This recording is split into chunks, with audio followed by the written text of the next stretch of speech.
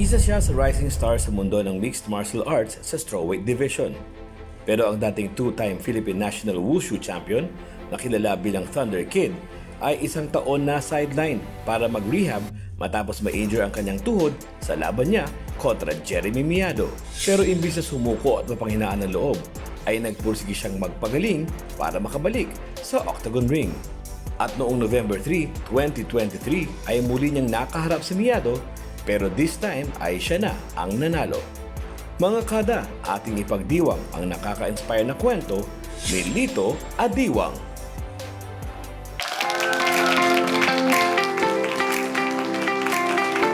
Yes! Good morning! Good morning, Lito. Uy, friends tayo Bati ka muna Sure. sa mga kada natin. Have a seat. So, yep. Binabati ko lahat ng kada umaga natin. So, Yes! You're from Baguio. Yung mga ano bang salita sa Baguio? Ilocano ba? so yeah, marami rin tayong mga salita doon. May Ilocano, like as Igorot, may Kankanae, Ibaloy. Marunong ka? Marunong. Baka naman po. pwede mong batiin yung mga kada natin dyan. Naimbag nga agsapat tayo amin, that's Ilocano. And mayat ay agsapat ako amin, that's Igorot. Wow! Good morning, Lito. Eto, kwentuhan muna tayo. Paano ka ba napunta dito sa Mixed Martial Arts or MMA? Dati kasi ang iyong ginagawa ay wushu. Opo. Pwede bang i-detalye mo sa mga kada natin, ano ba itong wushu na to? So, yan, medyo may mga process and napasukan akong sports muna before MMA. Una dito is, una talaga is boxing. Bago ka mag-wushu. Yes. So, nung high school ako, napasok ako sa boxing. So, from boxing, nag-college na ako. My brother was a former Philippine team ng Wushu. So, naging idol ko siya and then nagustuhan ko yung Wushu. Ano bang meron sa wushu? So, may dalawang klase tayo sa Wushu, ma'am. So, yung Wushu Taolo, so parang yung acrobats. And then yung Wushu Sanshu naman na combat, yun yung combative. So, doon ako sa Sanshu, sa combative. Combative. part. Yeah. Tapos, napunta ka na, two-time Philippine National Wushu Champion ka. Yes, ma'am. Bakit naisipan mong lumipat dito sa MMA? Parang may hinahanap ako nung nasa Wushu ako. Kasi sa Wushu, you can do kicks, punches, and throws. Pero I wanted more.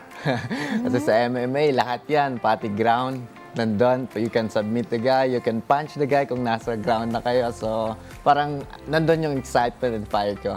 Iba-ibang training to di ba, Lito? By the way, kilala ka bilang Thunder Kid. Kaya ka ba tinawag na Thunder Kid dahil sa mga bilis mo? Yep, yun yung main reason din. Yun. So, iba-ibang training meron dito. Ano ba yung pinakamahirap na training na napagdaanan mo? Actually, mahirap lahat. Pero ang pinakamahirap is yung katulad ko. You're coming from an injury. Yun na nga na-intro natin kanina.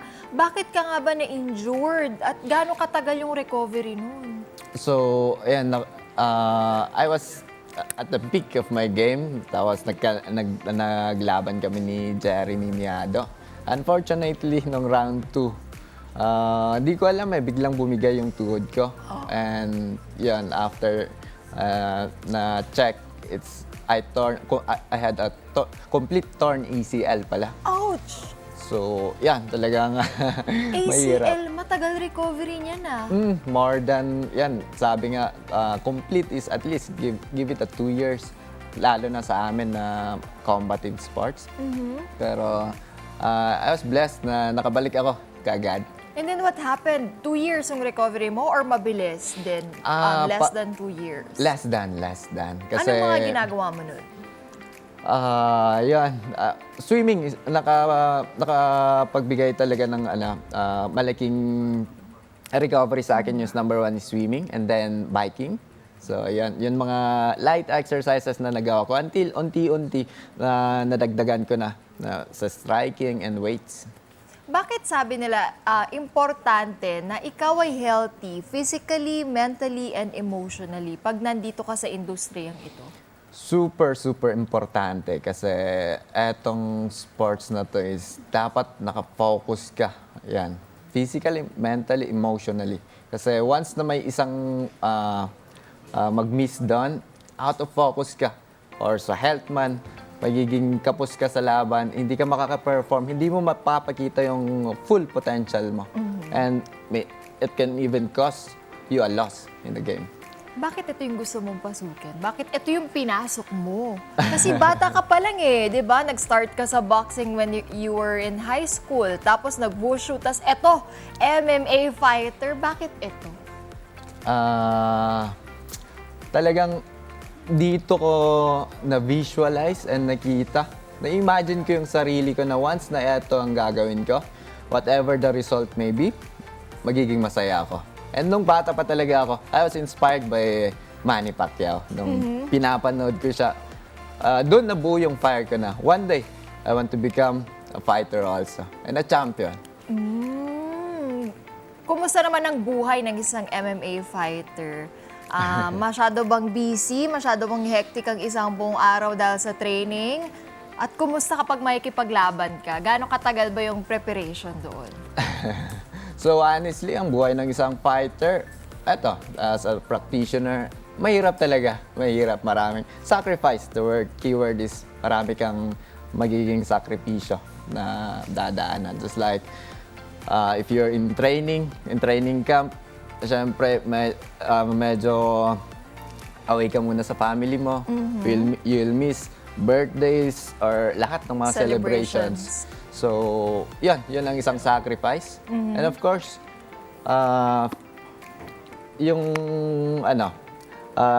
dapat disiplinado ka in and out talaga. So, yun yung mga kailangan mong pagdaanan. Yun. Napag-usapan natin ng family, pag-usapan naman natin ng love life. Kumusta ba ang love life ng isang Thunder Kid? Ikaw ba ay Thunder din pagdating sa ligawan? And then, I think hindi ko masabing negative eh.